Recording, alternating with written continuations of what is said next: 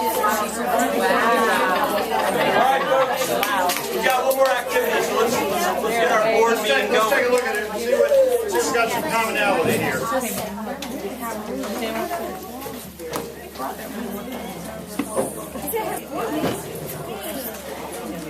All right. Should we just pick on a group? We're going to pick on you guys.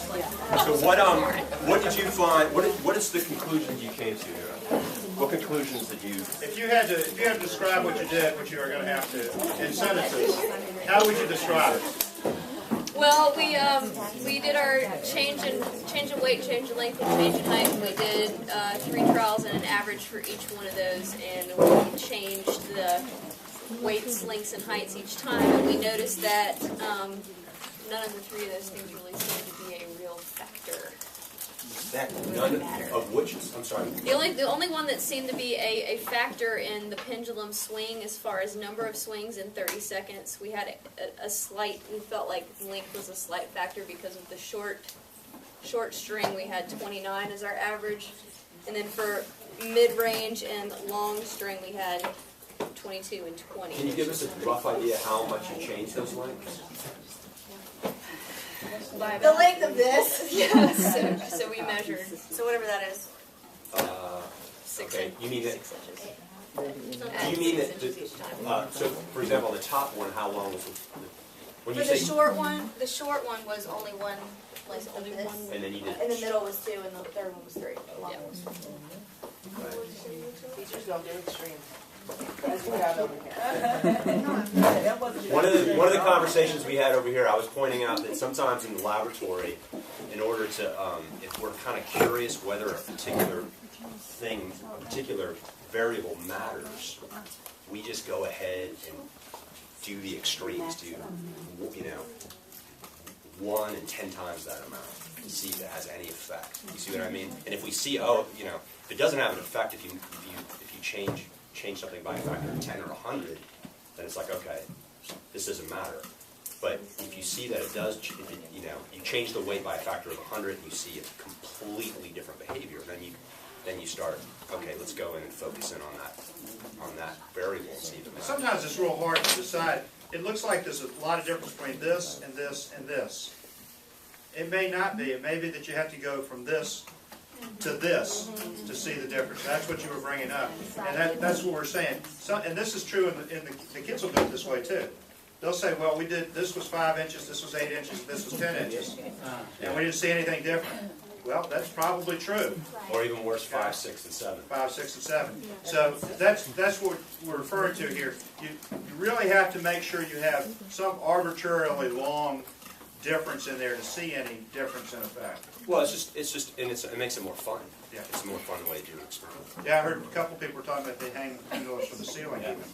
We do some stuff like that at school too. That's a big difference. Okay,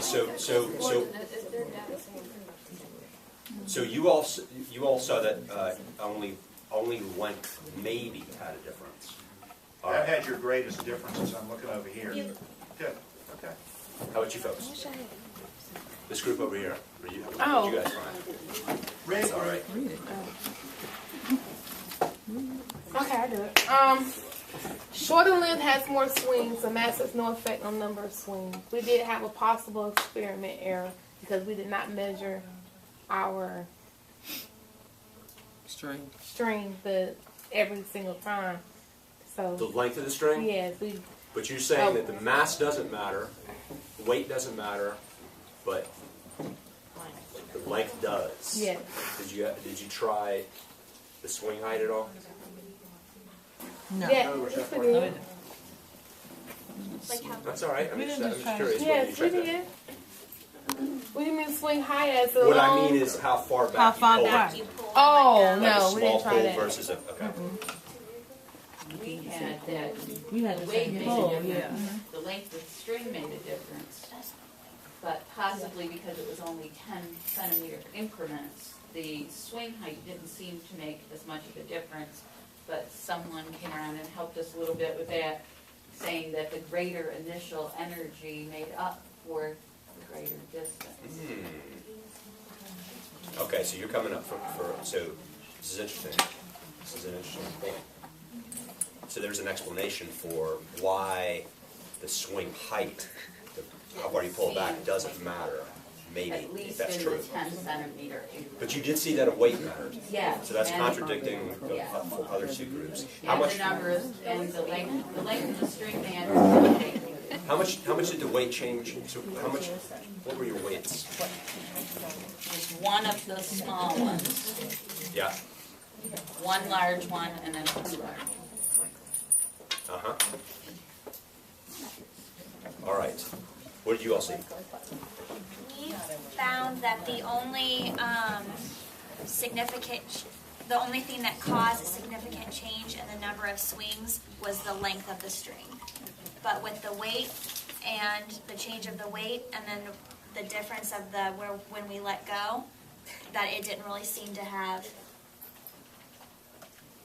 a significant change in the number of. We measured against the white blocks, and we dropped by 2 white blocks, and we used the overhead holder to hold our string so that we could keep our constants fairly constant, and so the only thing we were changing, we put like 1 washer, then 2 washers, Yeah. then 4, then 8, and then 8. Yeah, you have a pretty big range Yeah, there. because we weren't seeing a difference with the weight, so then we kept like adding more and more and more, and we still were in the mid 50 Yeah, range. yeah, so So that's, we I felt like that. weight did not make a difference there. What was the only thing that we used kind of standard units for in this?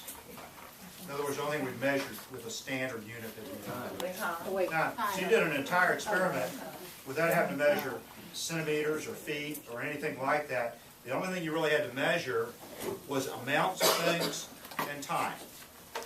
And that's pretty significant to the kids because it shows that we get so hung up on these numbers when it's really the observations that count. That makes it very applicable to elementary grades. Now, one thing there are things we could measure. I'm just going to point, I totally agree that you can do this in a very simple way, but there are things that we're not, for example, in this data table, what are some things that you could measure that you did not measure? Right.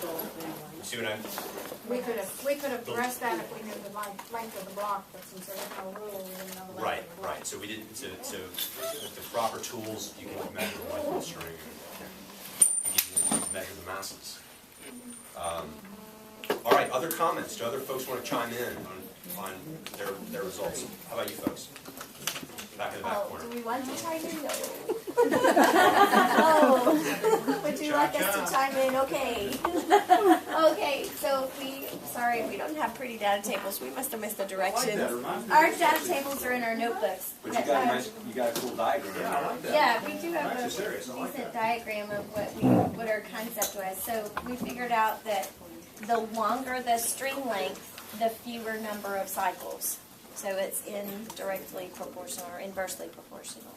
And so we were trying to figure out why is it string length and not the height at which you drop the pendulum, and why is it not the weight? And so you helped us through some conversations about acceleration due to gravity. Well, before you get into that, what is it, you got a particular conclusion about what matters. What is your group's, you skipped ahead here in terms of what do you think matters? String length. String length. Oh, is it string Yeah, length? so we said You that- did say- I'm sorry. Yeah. The longer the length, the fewer number of cycles. But nothing else. Yeah, the other two don't matter. And we got very consistent results. Yes, extremely consistent. But we were also not like holding it with our hand. We were holding it against the edge of the table so that there was no little bit of movement of your hand, putting some extra push in there with the pendulum. So results were extremely consistent with like 22 or 23 swings on every trial, except for the ones with the length. So we were trying to figure out why is it the string length that makes the difference, and we figured that there's a longer distance. The longer the string length, the longer the distance from the maximum on one side to the maximum on the other side. And I can't explain the other one, but it was something about the higher the height. There was a relationship between acceleration and the height.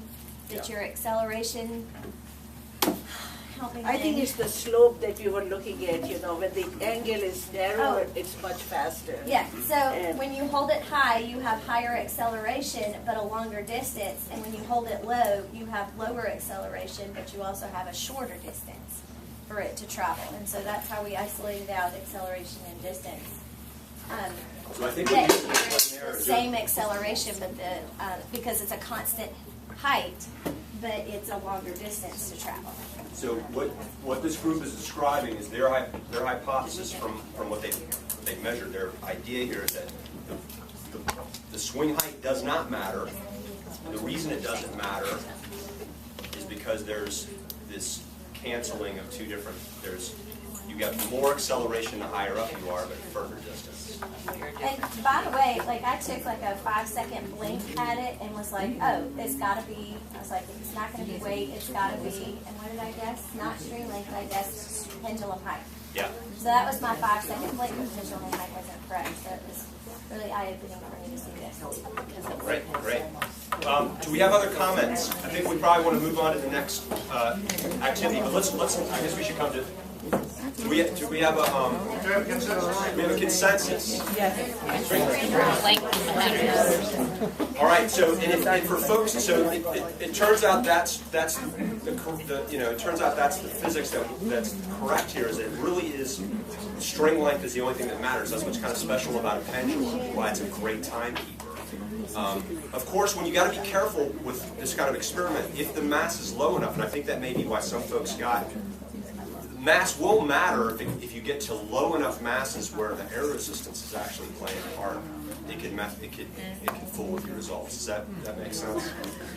What's that? And also the mass of the string.